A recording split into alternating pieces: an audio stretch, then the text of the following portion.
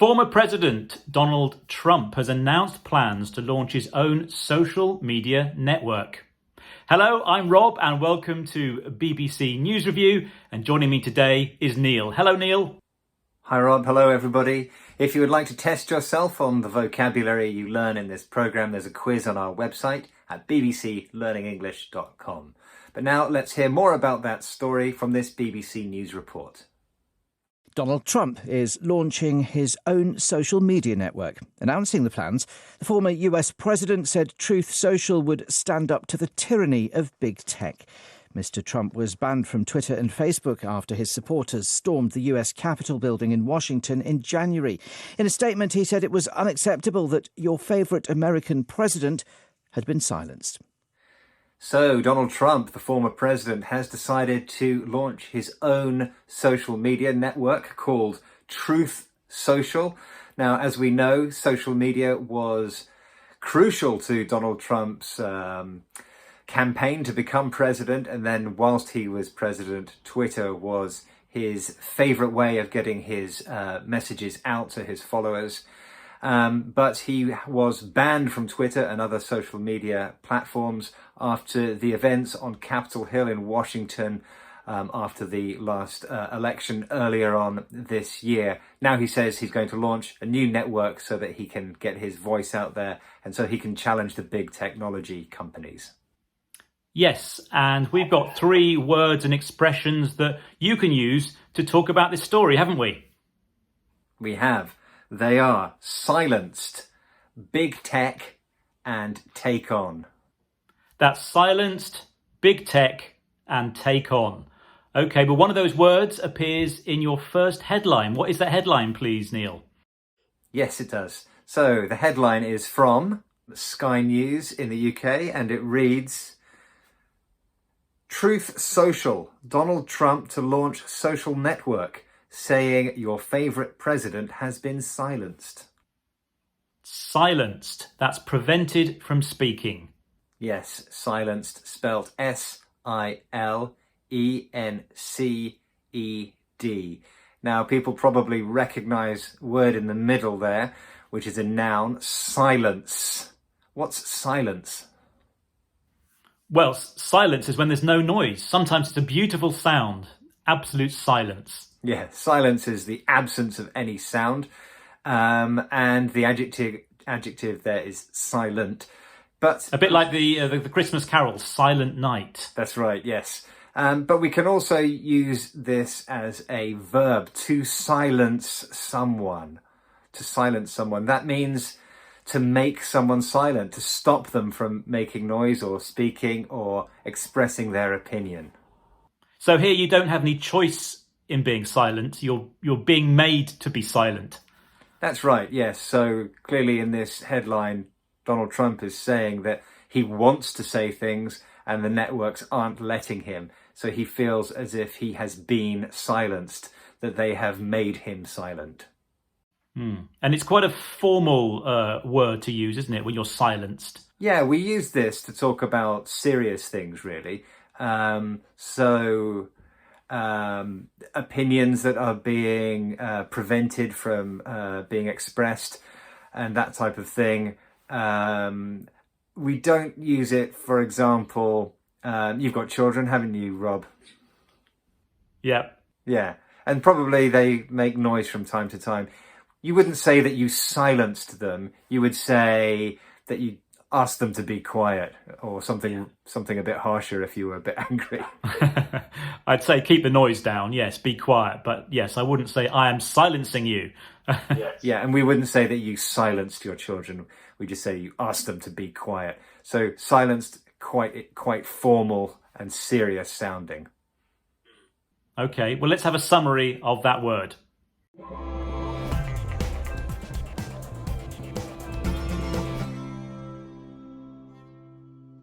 OK, we've talked a lot about Donald Trump here on News Review, and earlier this year we did a story about when he was acquitted. Now, the former president, of course, had been found not guilty of inciting insurrection at the US Capitol back in January. And if you want a reminder of that story, where can people find it, Neil? All our audience has to do is click on the link below. Down below. Brilliant. Okay, let's have a look at your next headline, please. The next headline is from the Mail Online, again in the UK, and it reads, Trump announces he is launching his own social media platform called Truth Social to stand up to the tyranny of big tech. Ex-president's enterprise will also create subscription video service.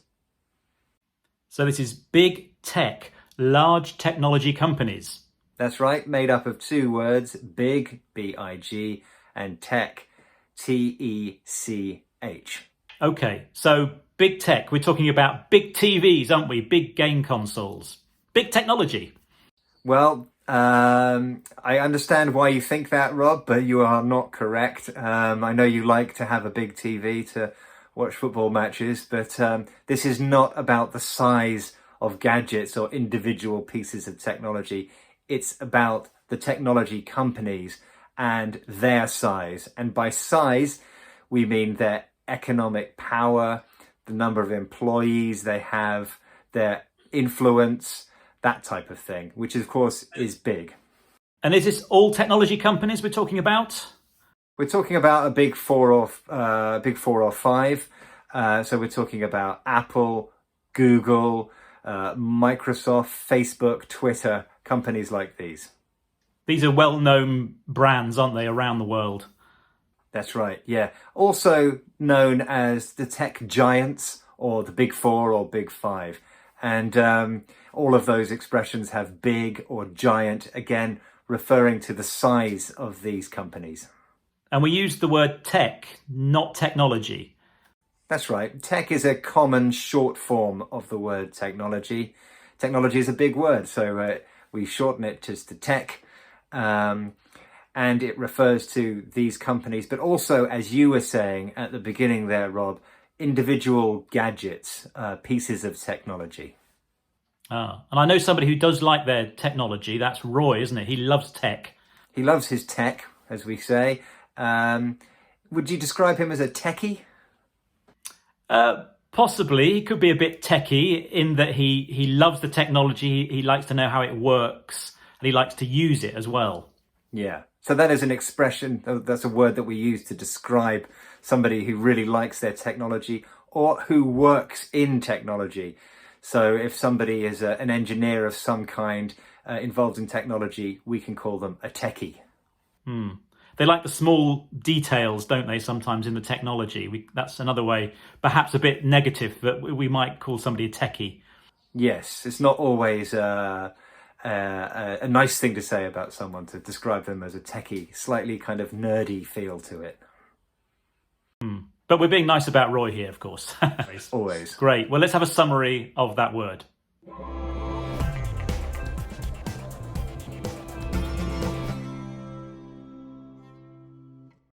So there we were talking about big tech, big companies. And we have a series of videos on our website and on YouTube now, all about big business and multinationals and international law. And the most recent video is about the future of companies. Multinational companies are getting bigger and bigger. What does the future hold? Well, how can we find out the answer to that question, Neil? Well, to watch this fascinating video and series, you just need to click on the link below. Yep, down below. Thank you. Right, let's have a look at your next headline, please.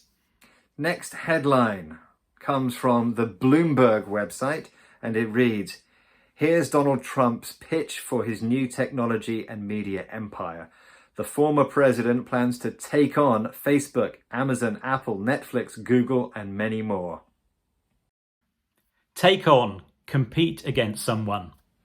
Take on, spelled T-A-K-E, and then a separate word, on, is a phrasal verb. Now, as we know with phrasal verbs, they can have many different meanings that aren't really connected or don't seem to be connected to each other, obviously.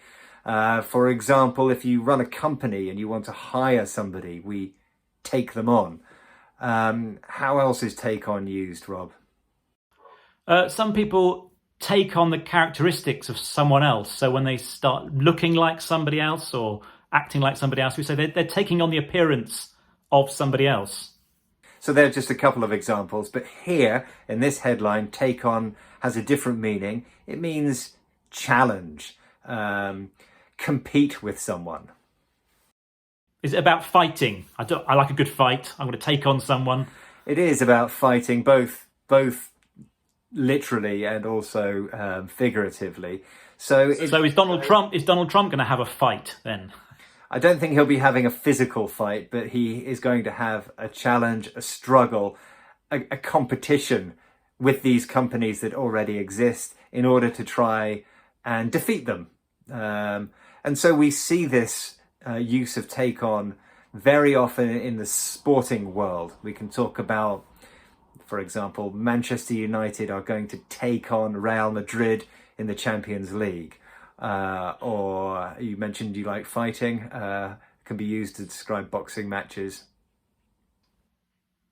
Yes, like Tyson Fury took on Deontay Wilder a few weeks ago. So yes, that meaning of take on is connected to competition. Yeah, so there's an element of competition, but it's quite a big competition. We wouldn't use it on a kind of small scale fight or challenge, would we? No, unless we were being kind of slightly jokey, having a laugh. For example, we know, Rob, that you are undoubtedly the biscuit eating champion of BBC Learning English, but Roy has decided that he's going to take you on. Oh. And try to eat more than you. Do you think he can do it? He won't win. I mean, I know where I hide the biscuits, of course, so he's going to lose, I think. But yeah, come on, Roy, take me on. Okay, great. Well, let's have a summary of that expression.